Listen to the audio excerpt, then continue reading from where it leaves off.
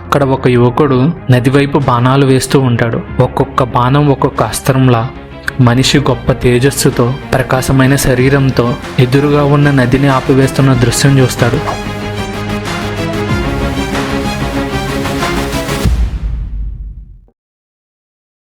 మహాభారతాన్ని వ్యాస మహర్షి 18 పర్వాలుగా రచించారు.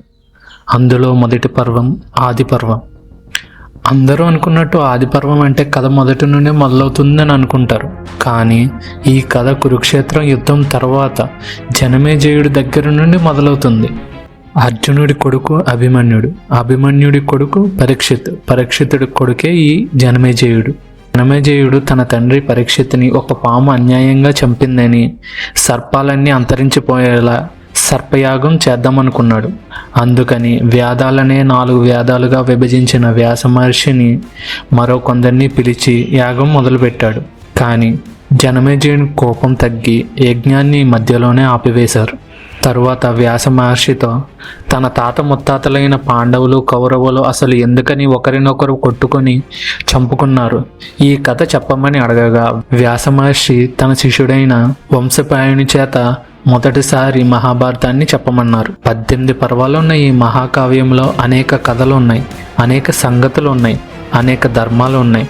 ఒక్క మాటలో చెప్పాలంటే ఇందులో ఉన్న కథలు మీకు ఎక్కడో ఒక చోట ఉంటాయి, కానీ ఇందులో లేని కథలు ఇంకెక్కడా ఉండవు. ఇది నేను చెప్పింది కాదు, వ్యాస మహర్షియే చెప్పారు. పూర్వం మహాభీష్ముడు అనే వ్యక్తి అనేక యాగాలు అనేక పూజలు చేసి వాటి వల్ల బ్రహ్మలోకానికి వెళ్ళారు. అక్కడే బ్రహ్మదేవుని ప్రార్థిస్తూ ఉండేవారు. ఒకరోజు అక్కడికి గంగాదేవి వచ్చింది. గాలి గట్టిగా వేయడం వల్ల గంగాదేవి చీర పైకి ఎగిరింది. ఆ సమయంలో అక్కడ ఉన్న వాళ్ళందరూ తమ తలలందరూ పక్కకు తిప్పుకున్నారు. కానీ మహాభీష్ముడు మాత్రం గంగనే చూస్తూ ఉన్నాడు. ఇది చూసిన బ్రహ్మకు కోపం వచ్చి మహాభీష్ముడితో ఒక మానవ రూపంలో జన్మిస్తామని శాపం ఇచ్చాడు. తన తప్పు తెలుసుకున్న మహాభీష్ముడు భూలోకంలో ప్రతీపుడైన పుణ్యాత్ముడికి జన్మిస్తానని కోరుకున్నాడు. ఇది ఇలా జరుగుతుంటే గంగాదేవి మహాభీష్ముని చూసి ఇష్టపడుతుంది. ఈ ఇష్టంతోనే భూలోకం వస్తుంది. వచ్చే దారిలో 8 మంది వసువులు బాధపడుతూ ఆమెకు కనిపిస్తారు. ఏమైందని గంగ అడగగా ఆ వసువులు వశిష్ఠ మహాముని తమకిచ్చిన శాపం గురించి చెప్తారు. ఆ శాప విమోచనం కోసం పుణ్యవతి అయిన గర్భంలో పుట్టాలని చెప్తారు. ఆ వసువులు గంగాదేవిని మహాభీష్ముడు ప్రతీపునికి కొడుకుగా శాంతుడనే పేరుతో జన్మిస్తున్నాడు, మేము మీ ఇద్దరికి పుత్రులుగా జన్మిస్తాం అని అంటారు. దానికి గంగాదేవి సరేనంటుంది. కానీ 8 మంది వసువులు తమ పుట్టిన వెంటనే మమ్మల్ని నదిలో పడవేసి భూలోకం నుండి విముక్తి కావాలని అడుగుతారు. గంగాదేవి నాకు ఒక పుత్రుడైనా కావాలి అని అడుగుతుంది. వసువులలో ఆఖరివాడైన ప్రభాసురుడు మా అందరి శక్తితో కలిపి జన్మిస్తాడు, అతడు దీర్ఘాయువుడు అని చెప్పి అక్కడి నుండి వెళ్ళిపోతారు. గంగానది దగ్గరలో హస్తినాపురానికి మహారాజు అయిన ప్రతీపుడు తపస్సు చేస్తూ ఉండగా గంగాదేవి వెళ్ళి తన కుడి తొడ మీద కూర్చుంటుంది. తనను చూసి ప్రతీపుడు అమ్మా ఎవరు నువ్వు అని అడగగా గంగాదేవి నా పేరు జాహ్నవి, మహర్షి కుమార్తెను, నాకు మిమ్మల్ని పెళ్లి చేసుకోవాలని ఉంది అని అంటుంది. కానీ ప్రతీపుడు అమ్మ నాకు ముందే పెళ్లి అయింది, నాకు నా భార్య తప్ప ఇంకెవరు అయినా నువ్వు నా కుడి తొడ మీద కూర్చున్నావు, అది నా కూతుర్లు కోడళ్ళు కూర్చునే స్థానం, అందుకని మా కుమారుడిని వివాహం చేసుకో అని చెప్తాడు. సరేనంటుంది గంగ.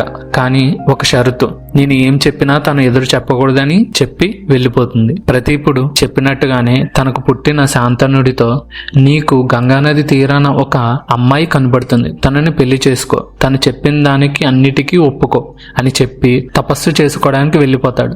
కొన్ని రోజుల తర్వాత గంగానది తీరాన ఒక అందమైన అమ్మాయి శాంతనుడు కనిపిస్తుంది. తనను చూసి తన వైపు వెళ్తాడు. ఆ అమ్మాయే గంగ.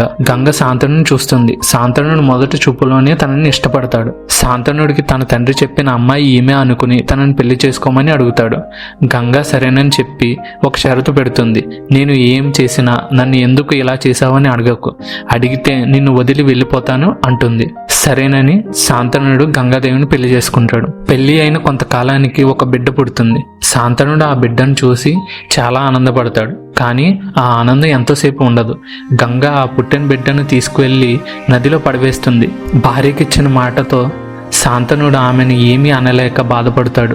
అలా 7 బిడ్డలను నదిలో పడవేస్తుంది. గంగ 8వ బిడ్డను కూడా పడవేయడానికి వెళ్తుంటే శాంతనుడు గట్టిగా అరిచి ఎందుకు ఇలా చేస్తున్నావు అని అంటాడు. దానికి గంగాదేవి తన మాటకి ఎదురు చెప్పాడని శాంతనుడిని వదిలి అక్కడి నుండి బిడ్డను తీసుకుని వెళ్ళిపోతుంది. కొన్ని సంవత్సరాల తర్వాత శాంతనుడు నదీ తీరంలో వెళ్తుంటే అక్కడ ఒక యువకుడు నది వైపు బాణాలు వేస్తూ ఉంటాడు. ఒక్కొక్క బాణం ఒక్కొక్క అస్త్రంలా మనిషి గొప్ప తేజస్సుతో ప్రకాశమైన శరీరంతో ఎదురుగా ఉన్న నదిని ఆపివేస్తున్న దృశ్యం చూస్తాడు. అతని దగ్గరికి వెళ్ళి ఎవరి పుత్రుడు నాయనా నీవు, నీ పేరేంటని అడగగా నదిలో నుండి అతడి పేరు దేవవ్రతుడు. వశిష్ఠుని దగ్గర వేదాలు నేర్చుకున్నాడు. శుక్రుడు బృహస్పతి దగ్గర ధర్మశాస్త్రాలు నేర్చుకున్నాడు. పరశురాముడితో సమానమైన ధనుర్విద్యను నేర్చుకున్నాడు.